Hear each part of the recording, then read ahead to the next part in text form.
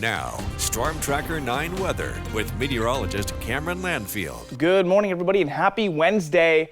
Today's going to be beautiful. That's basically all we've got. Once again, it's like yesterday, except there are some slight changes. So I'm going to show you Eugene because that's one of the areas that's not changing for today or from yesterday's forecast at all. Still just full sunshine for Eugene.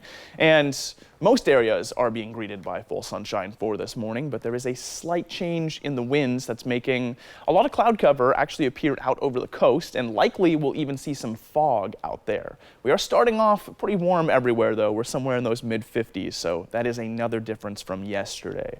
Now, moving on from our beautiful live camera here out over Eugene, I want to go ahead and just track the rest of the day out on the Stormcast with you because there actually is a couple things to look at for today. Now, the first of which is going to be the cloud cover over the coast that I was talking about. As we move into 6 o'clock, it does thicken and actually starts to push a little bit closer towards the I-5, and that's because of the onshore winds today.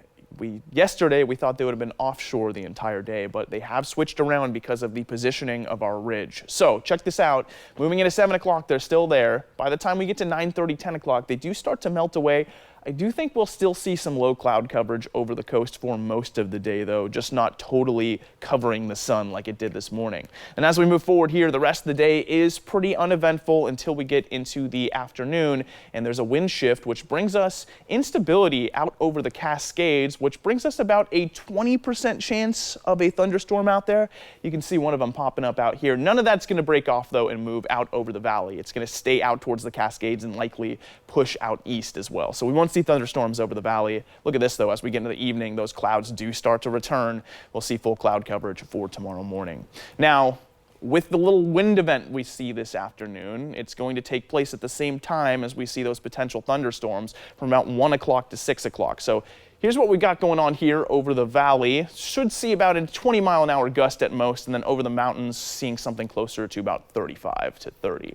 Moving into the 7-day forecast, you'll see things are going to be potentially wet tomorrow morning, and then we'll recover through Friday, Saturday, Sunday. We see another system move through and bring us down in temps again. Check out the Umpqua Basin, 82, 77, 90. So we do heat up again on Friday, and then next week it's going to be a little cloudier and cooler. Cascade passes should see maybe a little snowfall on Tuesday too, but not before we get to 80 on Saturday. Willamette Valley 80 for today, down to 72, cooling tomorrow. Friday 82, again 80 on Saturday.